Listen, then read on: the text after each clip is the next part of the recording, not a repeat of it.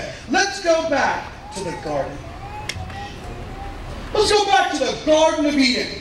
Here's the greatest thing about the Garden of Eden. On day 1, you weren't there. Day 2, you weren't there. Day 3, no you. Day 4, you're still not around. Day 5, still no need for you.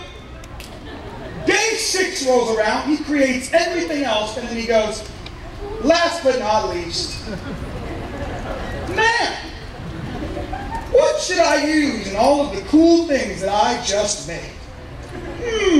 Flowers are pretty. Birds are pretty. I know what I'll use. Dirt. Seems about right. He just starts molding it up, and I think God's an artist, so he didn't just like pile up some dirt. He literally like molded. I think he used clay, and I think he molded a man out of clay. How do I know that? Because it says he breathed into his nostrils. There was a specific part of his body that he had formed to breathe into. He actually formed a man out of dirt. Here's the good news. When your life looks like dirt, all you need is the breath of God.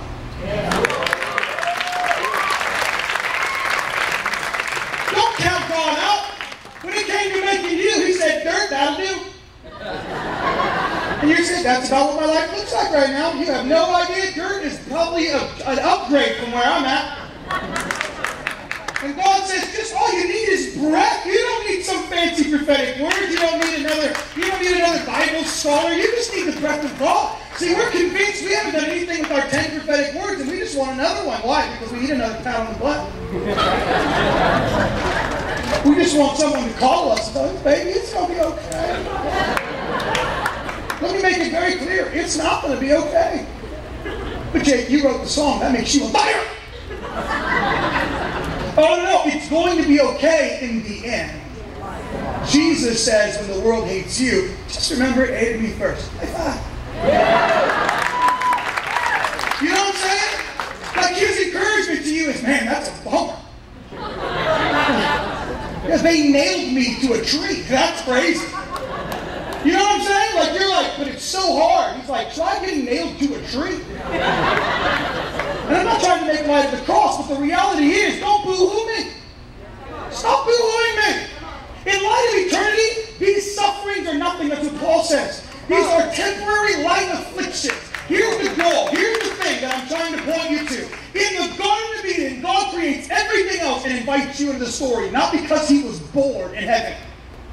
God was not in heaven one day and going, I am so bored.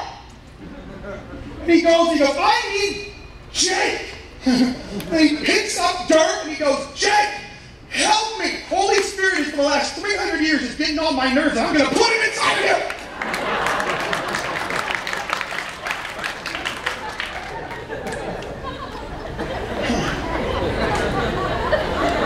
I don't know how to create anything, Jake. Help me. I'm only God. I'm just sitting up here in all of my glory and all of eternity, and I don't know what to do next.